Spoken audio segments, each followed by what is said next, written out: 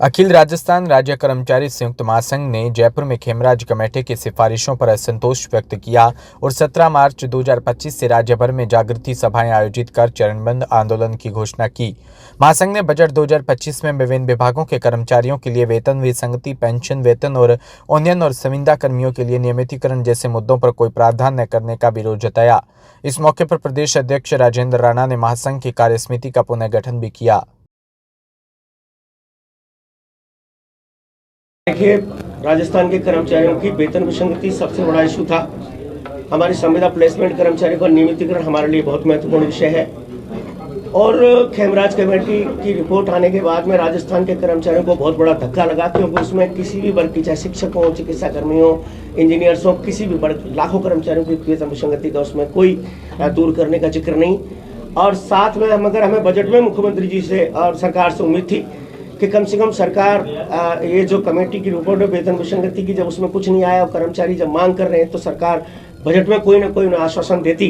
कि हम इसकी पुनः समीक्षा करा करके और कर्मचारियों का समाधान करेंगे, मगर ऐसा नहीं हुआ। साथ में बजट की बात करें तो इस बजट 2025 से हमें बहुत निराशा हुई है, क्योंकि आज 8, 16, 24, 32 जो हमें लगता था कि सरकार कर्मचारियों को देना चाहिए, क्योंकि यहाँ संविदा सेवाएं ज़्यादा हैं और लंबी संविदा सेवा के बाद में उसका वेतन उन्हें नहीं हो सकता, 3 वेतन उन्हें नहीं मिलेगा और रिटायरमेंट हो जाएगा कर्मचारी।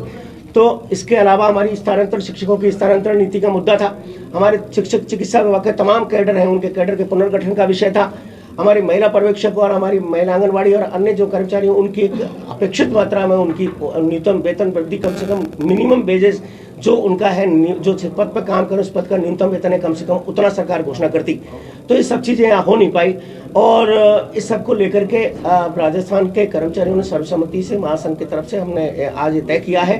कि 17 मार्च से राजस्थान के कर्मचारी अब अपनी मांगों को मनाने के लिए परंपरागत तरीके से राज्यव्यापी चरणबद्ध आंदोलन की आज हम घोषणा करते हैं। और इसके लिए हमें राज्य सरकार की जो उपेक्षा जो नीति है उसकी वजह से आज हमें इस चरण पर जाना पड़ रहा है और 17 मार्च से पूरे राज्य में जागृति सभाएं और ध्यानाकर्षण प्रदर्शनों से इसकी शुरुआत करेंगे और जो आंदोलन धीरे धीरे बढ़ते क्रम में जारी रहेगा।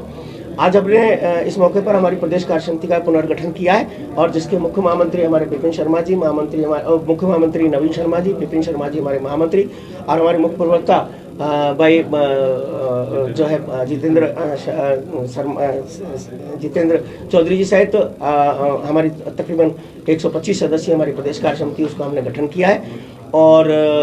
हमने 7 संभागों के अध्यक्ष भी नियुक्त किए हैं जो आंदोलन की मॉनिटरिंग करेंगे, उस आंदोलन को आगामी चरण बढ़ाएंगे। हमारी तमाम मांगों का समाधान हम मुख्यमंत्री जी से अभी भी चाहते हैं कि बजट अभी चल रहा है और बजट प्रत्युत्तर के अंदर मुख्यमंत्री जी कम से कम इस समझें कि कर्मचारियों की जो मुख्य मांग है, 8वां वेतन आयोग आ रहा है, 7वें वेतन आयोग की विसंगति दूर कराना कर्मचारियों के लिए मरो और मारे जैसी स्थिति है। इसलिए क्या है कि कर्मचारियों की समस्याओं का समाधान सरकार किस तरह करती है, प्रावधान करे और हमें आसान्वित करे, अन्यथा कर्मचारी सड़कों पर उतर नहीं।